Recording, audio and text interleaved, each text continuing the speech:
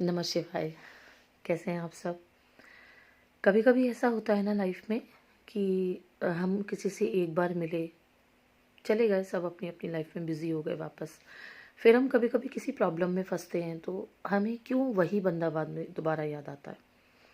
मुझे ऐसा लगता है कि वो बंदा सिर्फ और सिर्फ हमें इसलिए याद आता है क्योंकि हम उससे मिलकर जो बातें करे थे उस समय, उसकी जेन्युइनिटी छुपी थी उसके पीछे। उसने जो भी बातें आपसे करी, ज़रूरी नहीं है कि आपको बहुत उसने कुछ अनोखा दे दिया होगा। कभी कभी हमें किसी से मिलकर बहुत छोटी छोटी चीज़ों पर भी बहुत अच्छा लगता है, लेकिन अगर आपने उसके अंदर कोई जेन्युइनिटी देखी है तो आप ज़रूर उसके पास वापस जाना पसंद करोगे। सेम इसी तरीके से अगर आप अपने अंदर वो जेन्युइनिटी बना के रखते हो, फेकनेस नहीं चलती है ऐसी चीज़ों में। इमोशनल चीज़ों में फेकनेस नहीं काम आएगी, लॉन्ग टर्म पे काम नहीं आएगी। शॉर्ट टर्म पीरियड पे आपको हिट एंड ट्राई का मेथड आप देख कर सकते हो अगर आपको लगता है, लेकिन मुझे नहीं लगता कि वो लंबे स्तर पर जा कर के वर्क करेगा कभी भी। अगर आप जेन्युइन हो तो आपके पास रिलेशंस वापस आते हैं।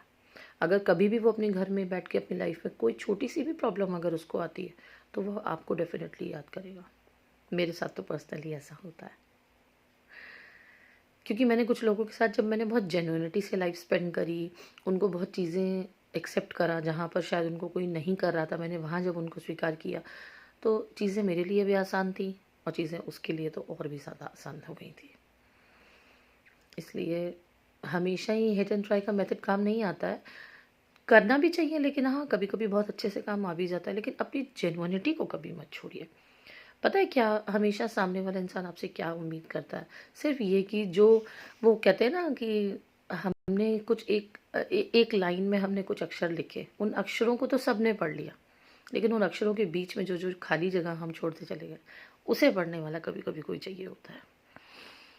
कोशिश करिए, अगर हम किसी से वो उम्मीद करते हैं कि कभी कभी कोई हमें मिले ऐसा, जिस एक ऊपर की लाइन और नीचे की लाइन के बीच में जो एक छोटी सी रेखा खींची थी, वो जो हमने लिखी थी, अगर हम कभी उम्मीद करते हैं कि कोई वो पढ़े, तो हमें भी कहीं ना कहीं ऐसा बनना चाहिए जिस उस लाइन को कभी हम भी पढ़ सकें।